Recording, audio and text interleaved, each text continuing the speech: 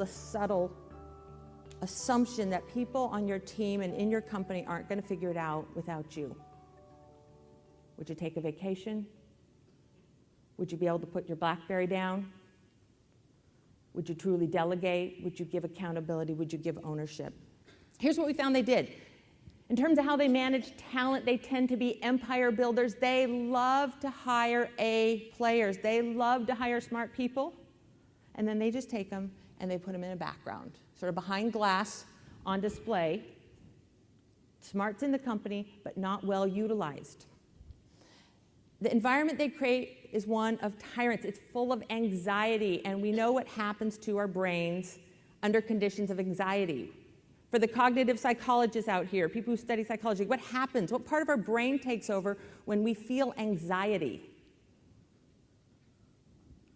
Well, the neocortex shuts down, and the amygdala takes over. They call it the amygdala hijack. And when the amygdala takes over, you go into that basic survival mode of how do I just get out of this meeting? And what's interesting is all the parts of your brain that does analytics, logic, reasoning, thoughtful thinking, it shuts down. And what's fascinating about this is it takes 20 minutes, once you're no longer in that stressful situation, for your brain to start working again. It's why when you leave a meeting and you go back to your desk and you fire up your email and then you suddenly go, oh, I totally knew the answer to that. Why didn't I say that? It's because your brain shuts down. So we get kind of stupid when we're in these environments. How do they set direction? They tend to be know-it-alls. They set direction based on what they see, what they know, their expertise, maybe the functional expertise they came from. How do they set direction for and make decisions inside the organization? They tend to be the decision maker.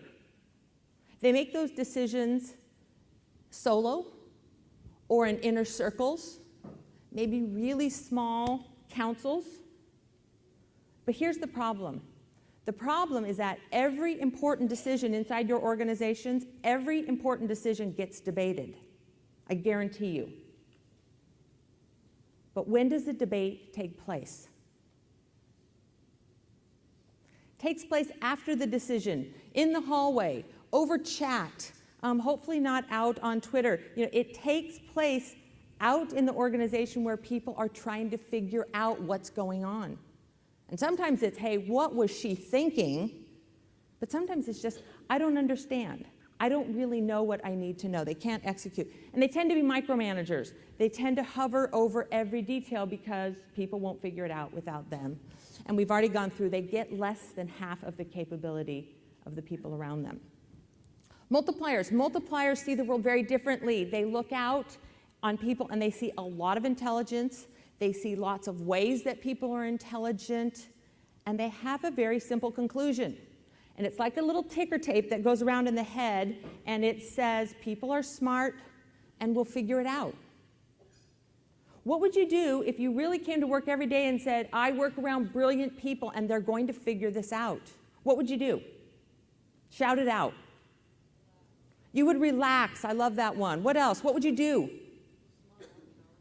You would empower them. What would you do? Give me specifics. You would be a cheerleader.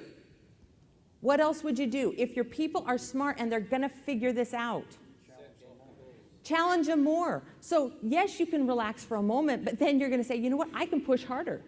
Because the harder I push, the smarter they're going to get. What else would you do? You would coach. Because your people are going to figure it out. It's the dominant mindset of these multipliers. Here's what they do.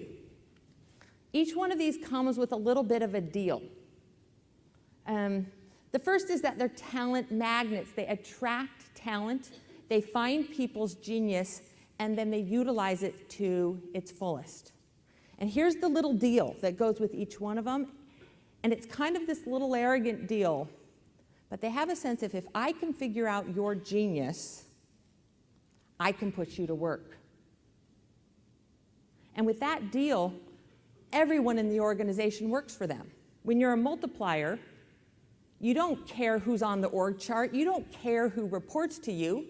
You're going to put everyone to work.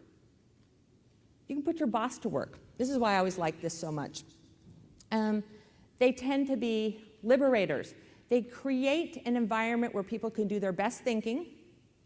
But again, it's a deal. I'm going to give you space, a lot of space to do your best thinking, but in exchange for that, you give me your very best work. They're unrelenting about demanding that people in exchange give them their very, very best work. They tend to be challengers. They create stretch that causes people to feel a little bit uncomfortable. The liberator in some ways makes people feel very comfortable, safe to do your best thinking. The challenger makes people feel uncomfortable.